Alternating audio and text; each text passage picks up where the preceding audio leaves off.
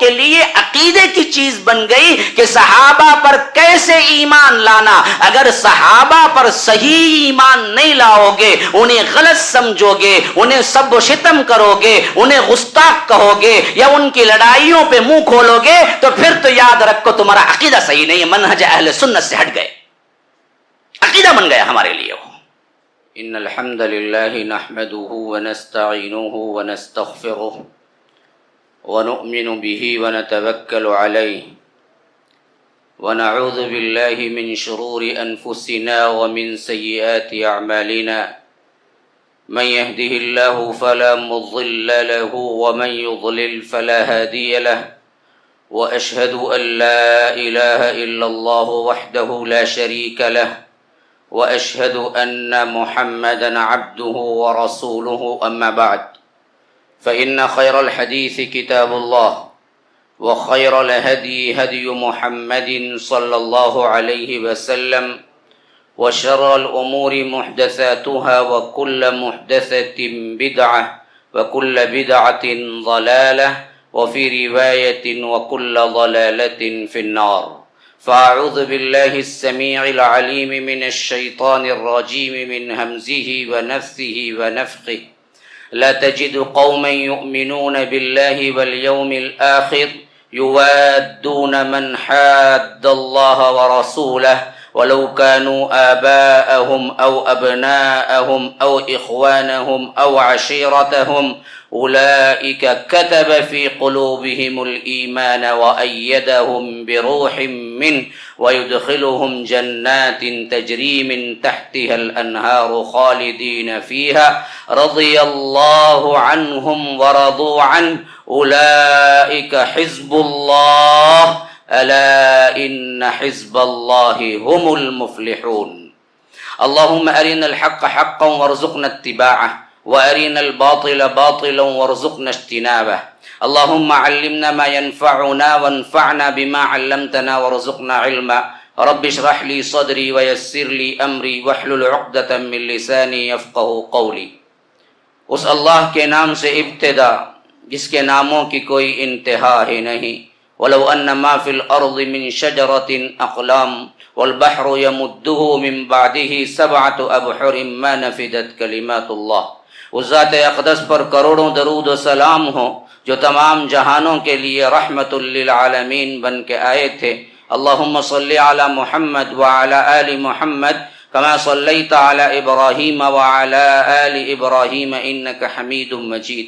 وبارك على محمد وعلى آل محمد كما باركت على إبراهيم وعلى آل إبراهيم إنك حميد مجيد.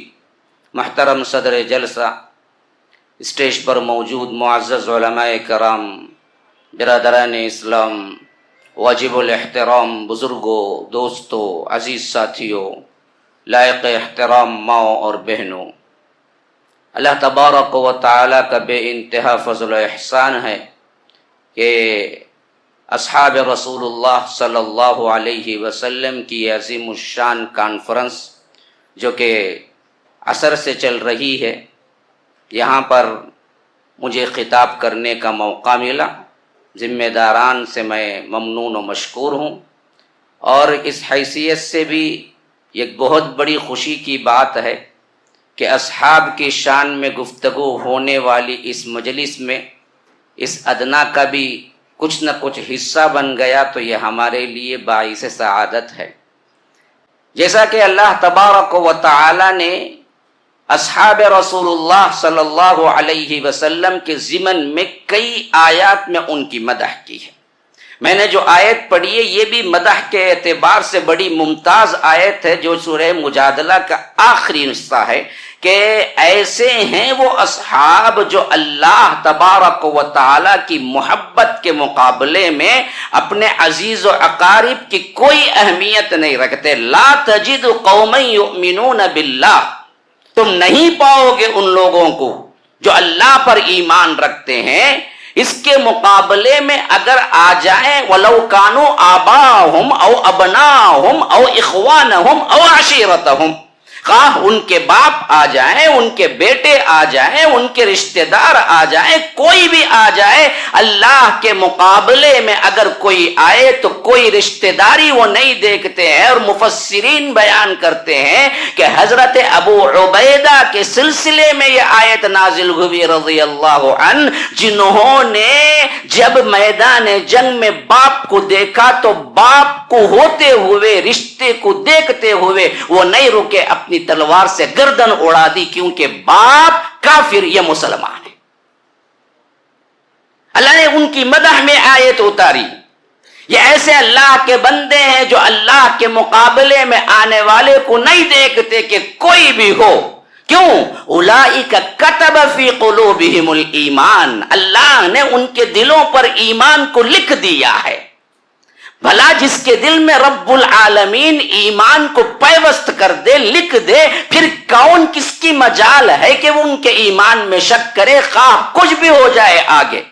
کیونکہ متاعن صحابہ بھی میرا موضوع رہا ہے، میں دراصل ان 3 دنوں میں اس کو بھی کئی جگہ موضوع گفتگو بنایا ہے۔ ہمیں صحابہ کی عظمت اسی وقت سمجھ آئے گی جب آج کے دور میں نیٹ میں بیٹھے ہوئے وہ راہزن، وہ ڈاکو جو اصحاب رسول اللہ کے شان میں گستاخی اور بغض صحابہ کو پروان چڑھاتے ہیں، ان کا جواب بھی نوجوانوں کی ذہنیتوں میں بٹھا دے۔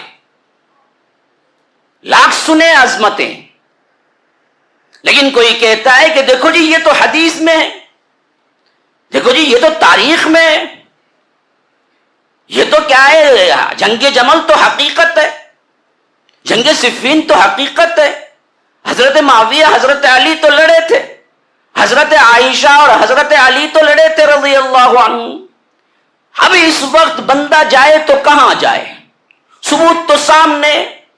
یہ بدبخت جو ڈاکو بیٹھا ہوا ہے نیٹ پہ انجینئر علی مرزا کے نام سے، کتنے متاثرین ہمارے میں ہیں، کتنے نوجوان جو آئے دن مجھے سوال کرتے ہیں، کیونکہ ہمیں صحابہ کے متعلق عقیدہ ہی سمجھ نہیں آیا کہ پہلے کہ رکھنا کیا ہے۔ بھائی ان کی غلطیاں ہیں، لیکن تم کون ہوتے ان کی غلطیوں پہ بولنے والے؟ تمہارا کیا مقام ہے؟ جس کو رب نے کہہ دیا کہ میں نے ایمان ان کے دلوں میں پیوست کر دیا، تم کہتے ہو کہ نہیں جی یہ ایمان وقتی تھا، اللہ کے رسول صلی اللہ علیہ وسلم کی زندگی میں تو تھا، بعد میں یہ کافر ہو گئے، نعوذ باللہ، یہ ایک دوسرے کو قتل کرنے لگے، تو ہم کہتے ہیں بھاڑ میں جاؤ بدبخت، اللہ نے قیامت تک کے لیے ان کے دل میں ایمان لکھ دیا، خواہ وہ قتل کیے ہوں لیکن دونوں جنتی ہیں۔ اب کوئی بولے گا مول صاحب یہ کیسے، مول صاحب قاتل بھی جنتی مقتول بھی جنتی، یہ تو سمجھ نہیں آ رہا، کون تبھی ایک جنات نہ حق میں رنگا، تجھے سمجھ نہیں آتا بہت سا، تب بھی مانتا نا تو؟ ہاں وہ بھائی چھٹی ہوئی ہے کرنٹ کی، دیکھو با کرنٹ ہے ہاتھ لگانا کو با، ہاں دیکھتا تو جی میں لگاؤں گا، لگا دیکھ، لگا کو دیکھ کیا ہوتا۔ تجھے سمجھ نہیں آتا کہ لڑائی ہوئی لیکن پھر بھی دونوں معزز و محترم جنتی ہیں۔ اگر تو ان پہ کلام کرے گا تو جیسے کرنٹ لگے گا تو مرے گا، ویسے ہی تیرے ایمان کو کرنٹ لگے گا تو خالی ہوگا، جہنمی بنے گا۔ تجھے سمجھ نہیں آئے گی، بہت سی بات ہے، لیکن ہیں دونوں کلن وعد اللہ الحسنہ، ہاں دونوں سے اللہ نے وعدہ کر دیا۔ کون دونوں جی؟ سب کے سب تو کون؟ یہ سب۔ اب ذرا پوری آیت پڑھ لو، لا يستوي منكم من انفق من قبل الفتح وقاتل اولئك اعظم درجة من الذين انفقوا من بعد وقاتلوا وكلا وعد الله الحسنى۔ بہت بڑا گروہ ایک وہ ہے جو ابھی شیخ نے فرمایا السابقون الاولون کا، ان کے درجات بہت بڑے ہیں، ان کی گفتگو قرآن میں بہت ہوئی ہے، جیسا کہ ابھی توبہ کی 100 آیت بیان کی ہے، والسابقون الاولون من المہاجرین والانصار، مہاجرین اور انصار۔ لیکن سابقون الاولون کا ذکر آنے سے یہ مطلب نہیں ہے کہ بعد میں آنے والے جنتی نہیں ہیں، تو اللہ نے یہاں وہی کلیریفیکیشن دیا کہ دیکھو کہ جو فتح مکہ سے پہلے اسلام لائے، انفاق کیا، ایمان لائے، لا يستوي منكم من انفق من قبل الفتح، من قبل الفتح فتح مکہ، ہاں، جنہوں نے قربانیاں دی، جنہوں نے فتح مکہ سے پہلے ایمان لائے، جنہوں نے اپنا جان مال لٹایا، وہ اور اس کے بعد فتح مکہ کے بعد جو لائے، وہ دونوں برابر نہیں ہیں فضیلت میں. لا یستوی منکم من انفق من قبل الفتح وقاتل لیکن اولئک اعظم درجۃ من الذین انفقوا من بعد وقاتلوا. ہے درجہ ان کا بھی ہے. کلا وعد اللہ الحسنى، اللہ نے لیکن دونوں کے لیے حسنہ رکھا ہے. حسنہ کیا ہے جی؟ قرآن سے پوچھو. للذین احسنوا الحسنى وزیادہ. ہاں، للذین احسنوا الحسنى وزیادہ. اللہ تبارک و تعالی ایمان والوں کے لیے فرماتا ہے کہ ہم ان کے لیے حسنہ رکھیں اور اس سے بھی زیادہ. مفسرین کہتے ہیں حسنہ جنت کو کہتے ہیں. وزیادہ کیا ہے؟ وزیادہ دیدار الہی ہے. ہم ان کو حسنہ بھی دیں گے، دیدار الہی بھی دیں گے. تو حسنہ اصل جنت ہی کا ایک نام ہے، جنت ہی کو کہتے ہیں. کہ فرمایا کہ کلن وعد اللہ الحسنى، کہ جب کو وہ کوئی ادنا ترین صحابی کیوں نہ ہو، وہ جنتی ہے، کچھ بھی کر لے. اسی واسطے حضرت عبداللہ ابن مبارک امیر المؤمنین فی الحدیث ہے، وہ حضرت امام بخاری سے پہلے. یاد رکھیے، امام بخاری کے واسطوں میں اوپر جاؤ تو اس سے پہلے کہ امیر المؤمنین فی الحدیث حضرت عبداللہ بن مبارک ہے. ہاں، ان سے کسی نے پوچھا، پوچھنے والا بھی بڑا ذہین تھا، اس کو بھی علم تھا. اس نے پوچھا کہ بتائیے، عمر بن عبد العزیز احترام و مرتبے کے لحاظ سے افضل ہیں یا حضرت معاویہ؟ پوچھنے والا بڑا زیرک تھا. ہاں، ہمیں یہ سوال سمجھنے کے لیے بھی علم کی ضرورت ہے. پوچھنے والے کا اصل مطلب کیا تھا کہ صحابیات اور صحابہ کے درجے میں لائے ہوئے صحابہ کو ایک بائی ایک کم کرتے آخری میں لائیں گے تو حضرت معاویہ کا ذکر آئے گا، اور تابعین کے درجے میں آگے جائیں صف اول کے تابعین میں نام آئے گا تو عمر بن عبد العزیز کا آئے گا. ابھی اس کے پوچھنے کا مطلب کیا تھا کہ اگر تابعین کے صف اول کو جنہوں نے، بعضوں نے تو خلیفہ خامس کہہ دیا، عمر بن عبد العزیز کا مرتبہ بڑا ہے، یا صحابہ میں ادنا ترین مرتبے پہ آنے والے حضرت معاویہ رضی اللہ عنہ کا ان کا مرتبہ بڑا ہے، تو حضرت عبداللہ ابن مبارک نے کہا کہ کیا بات کرتے ہو بدبخت، کیا بات کرتے ہو؟ حضرت معاویہ رضی اللہ عنہ نے نبی کی صحبت میں کوئی جنگ کی اور صحبت اختیار کی، اور اس صحبت میں ان کا گھوڑا دوڑا اور اس گھوڑے سے دھول اڑی، اور وہ دھول اس کے گھوڑے کے ناک میں میل بن گئی. اس کے برابر بھی عمر بن عبد العزیز نہیں ہو سکتے. کہاں تابعی، کہاں صحابی؟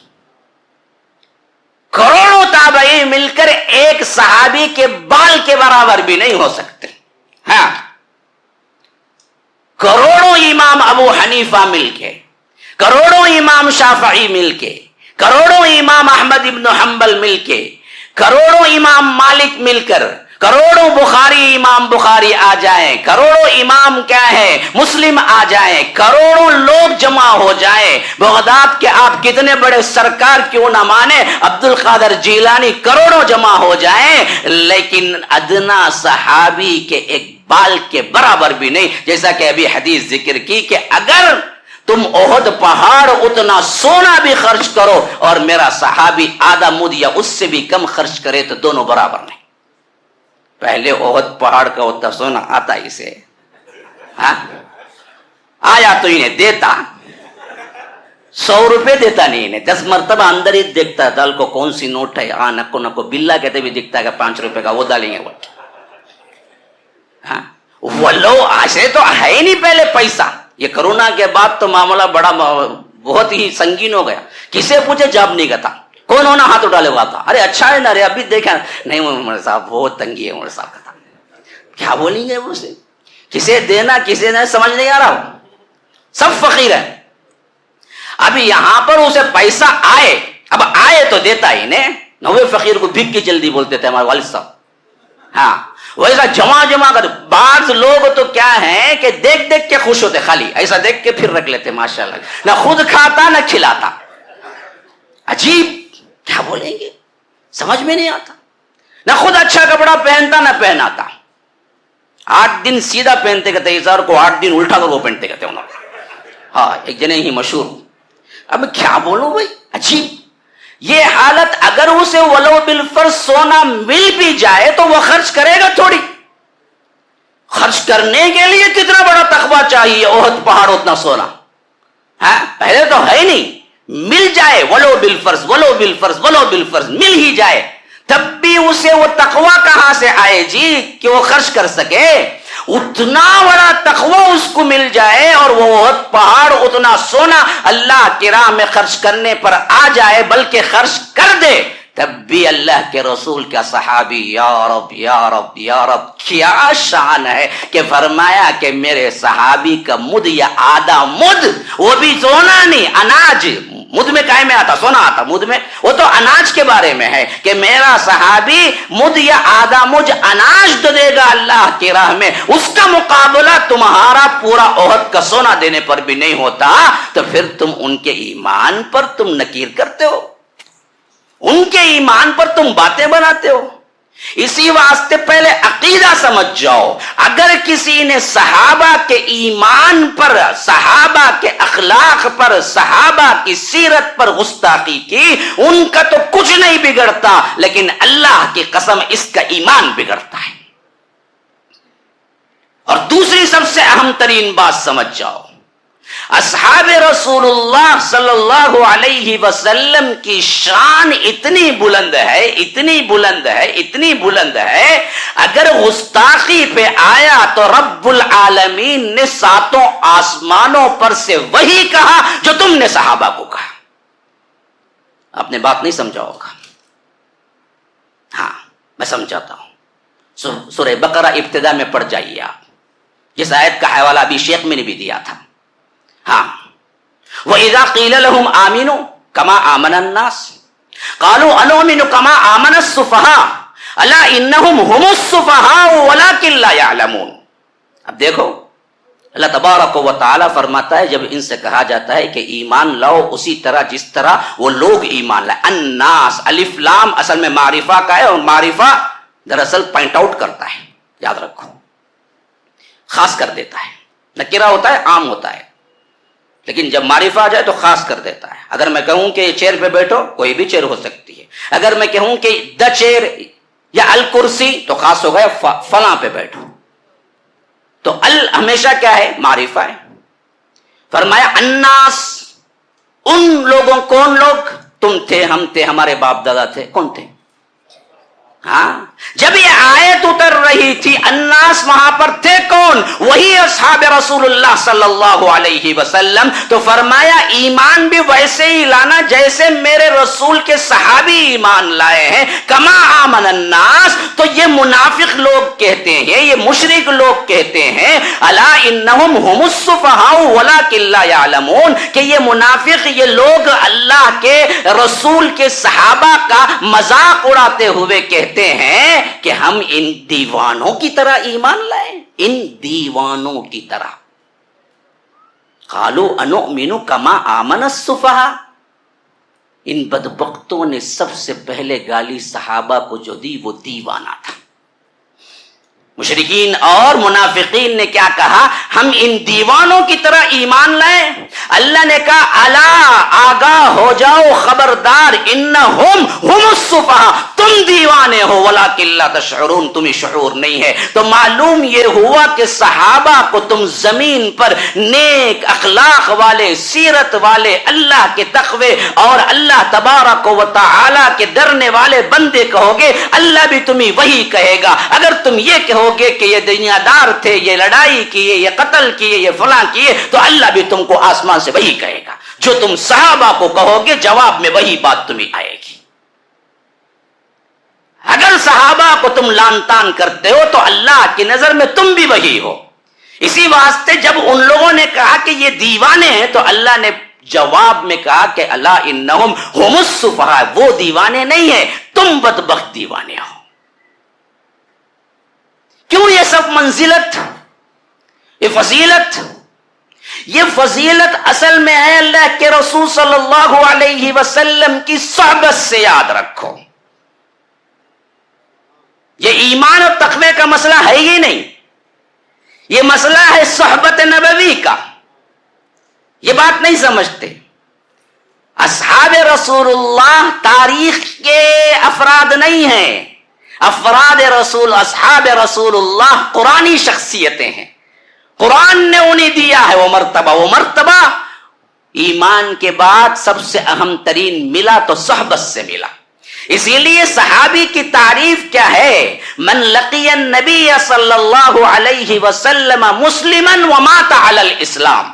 ہاں، وہ بندہ جو اللہ کے رسول صلی اللہ علیہ وسلم کی زندگی میں ملاقات کیا ہو ایمان کے ساتھ اور مرا ہو ایمان کے ساتھ، مسئلہ ختم۔ اب اس کے بعد اتنے نمازیں پڑھی ہو، روزہ رکھا ہو، عبادتیں کی ہو یا غلطیاں کی، جو بھی کیا ہو اس کا مسئلہ ختم۔ اگر وہ صحبت اٹھایا ہو اور ایمان کی حالت میں صحبت اٹھایا ہو، خواہ وہ ایک لمحے کے لیے اٹھایا ہو، پھر اس کا مرتبہ اتنا بڑھتا ہے، اتنا بڑھتا ہے، اتنا بڑھتا ہے، کائنات میں پھر تم کچھ بھی کر لو ان کے مقابلے میں نہیں ہو سکتے۔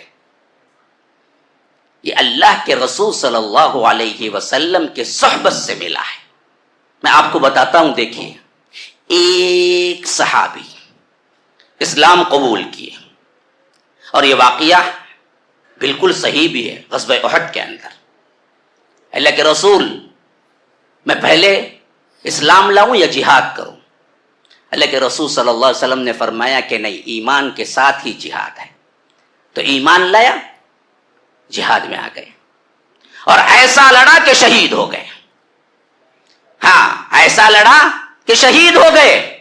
اللہ کے رسول صلی اللہ علیہ وسلم تک بات پہنچی تو فرمایا یہ وہ بندہ ہے جتنے زمین میں اللہ کے لیے ایک سجدہ بھی نہیں کیا اور جنت چلا گیا۔ کوئی نماز کا وقت ہی نہیں ملا۔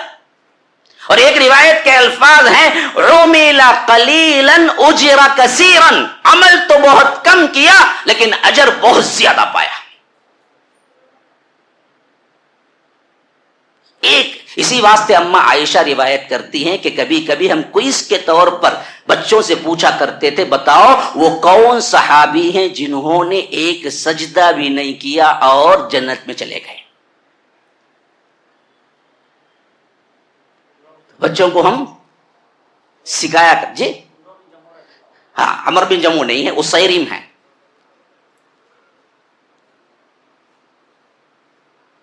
یہ چیز کوئز کے طور پر۔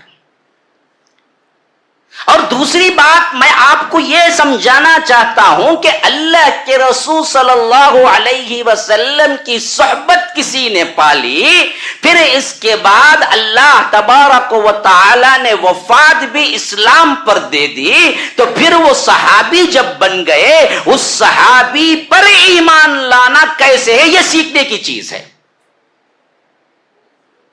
صحابی کو نہیں، ہم کو عقیدے میں یہ بات اہل السنہ امام طحاوی کا اٹھا لو، العقیدۃ الواسطیہ اٹھا لو، ہر عقیدے کی کتاب اٹھا لو، اس میں آپ کو صحابہ پر کیسے ایمان لانا لکھا ہوا ہوگا۔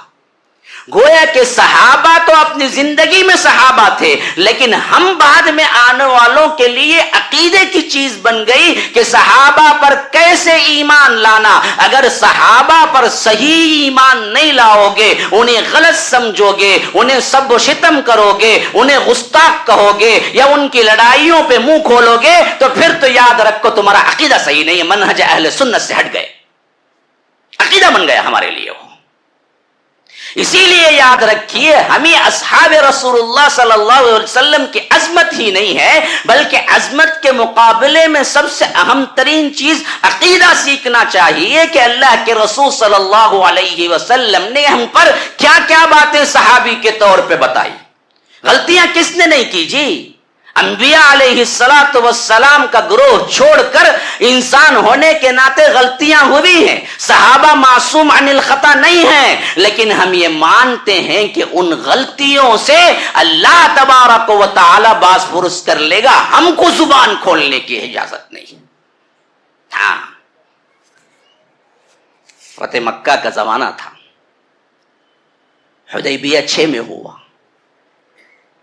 7 میں اللہ کے رسول صلی اللہ علیہ وسلم نے عمرہ قضا کیا، واپس آئے۔ جو حدیبیہ ہوا تھا اس میں ایک کلاس تھی، ایک اہم ترین اصول، وہ یہ تھا کہ آپس میں 10 سال تک جنگ نہ کریں گے، اور جو کوئی حلیف بنے گا قبائل میں سے ان سے بھی جنگ نہیں ہوگی۔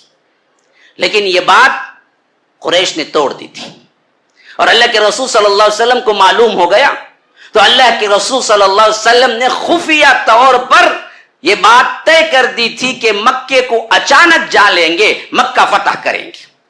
یہ چیز بالکل مخفی تھی، کسی کو پتا نہیں تھا، خاص خاص صحابہ کو پتا تھا۔ ایک صحابی ہے حاطب ابن ابی بلتا، نام نہیں بھولنا، بہت اہم ترین سبق ہے اس واقعے کے اندر۔ ایک صحابی ہے حاطب ابن ابی بلتا، یہ صحابی ہے بدری۔ اب انہوں نے کیا کیا کہ مشرکین کو لیٹر لکھا کہ کبھی بھی حملہ ہو سکتا ہے، اللہ کے رسول تیاری کر رہے ہیں، اور ایک عورت کو کرائے پہ لیا اور خط دیا کہ جاؤ جلدی سے پہنچا دو۔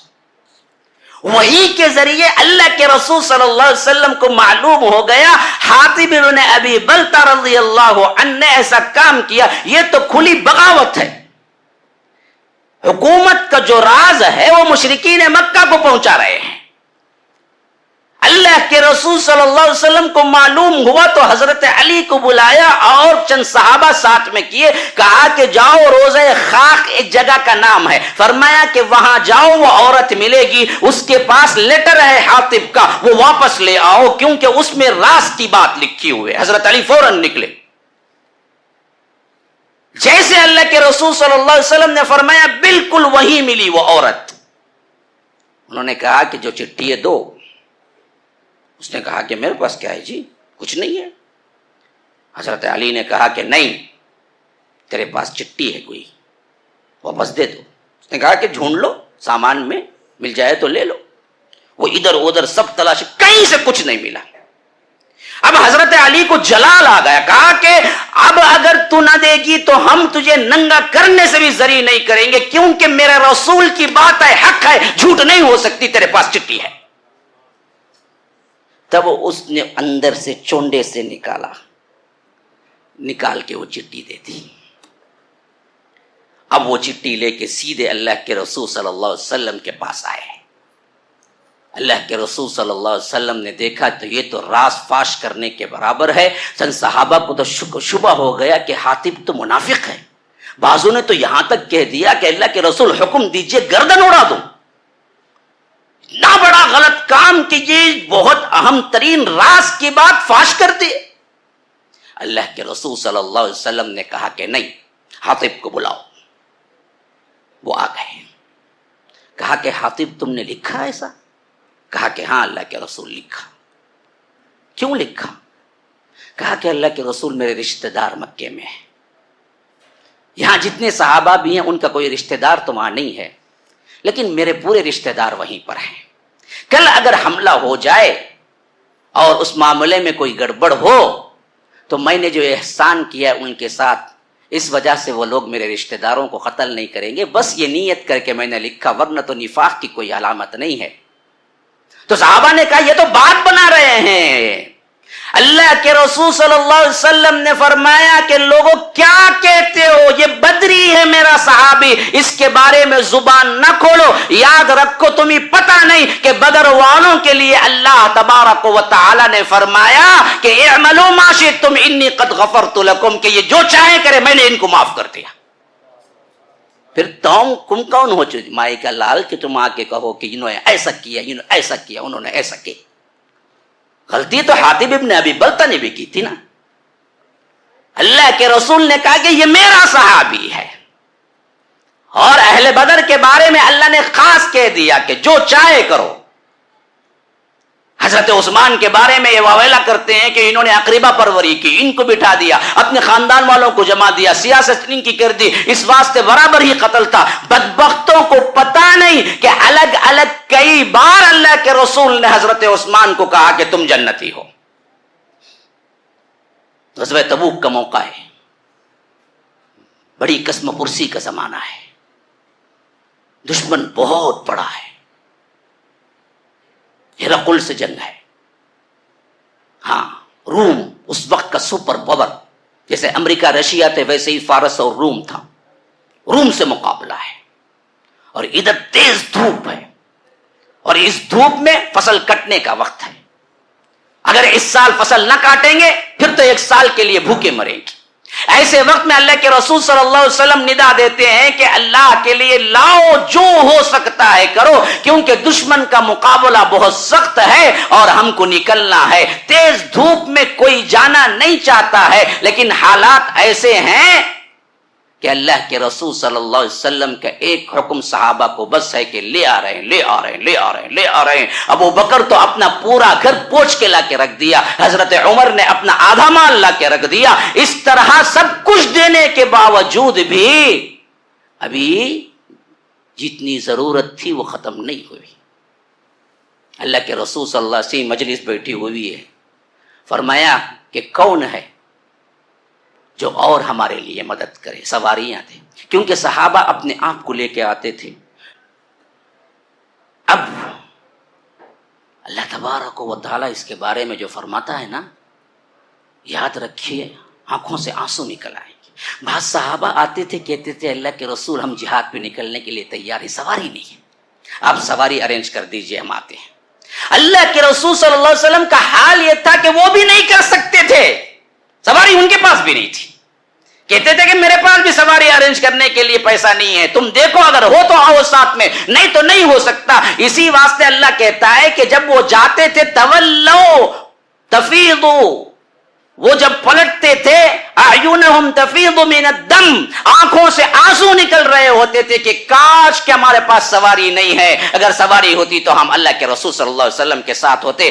ایسے وقت میں حضرت عثمان مجلس میں سے اٹھتے ہیں اور کہتے ہیں اللہ کے رسول صلی اللہ علیہ وسلم 1000 سوار اونٹ اس کے غلے کے ساتھ میں دیتا ہوں. 1000 سوار اونٹ اس کے غلے کے ساتھ میں دیتا ہوں. پھر اللہ کے رسول صلی اللہ علیہ وسلم نے کہا کہ اور کوئی ہے، دو اور زیادہ، ابھی کیا ہے جو ریکوائرمنٹ ہے پرانے. کہا کہ اللہ کے رسول 1000 دینار سونے کے سکے میں دیتا ہوں. اللہ کے رسول وہ سکے ایسے ہاتھ میں لیے، کھنکھناتی آواز آ رہی تھی، خوشی سے چہرہ دمک رہا تھا. فرمایا ایک نہیں دو، ما ضر عثمان ما عمل بعد اليوم، ما ضر عثمان ما عمل بعد اليوم. اس کے بعد عثمان جو چاہے گناہ کر لیں، جیسے چاہے زندگی گزار لیں، اس سے کوئی نقصان نہیں ہوگا، یہ جنتی ہے. جب رسول کہہ دیں کہ جو چاہے کر لے تمہارے لیے جنت ہے، کون مئی کا لال آ جا کے کہے کہ حضرت عثمان نے اقربہ پروری کی. مضمون بہت لمبا ہے میرے بھائیو، لیکن میرے پاس وقت بھی نہیں ہے، اور آپ بھی دراصل 4 گھنٹے سے شاید بیٹھے ہوئے ہیں، اس واسطے مناسب نہیں لگتا ہے.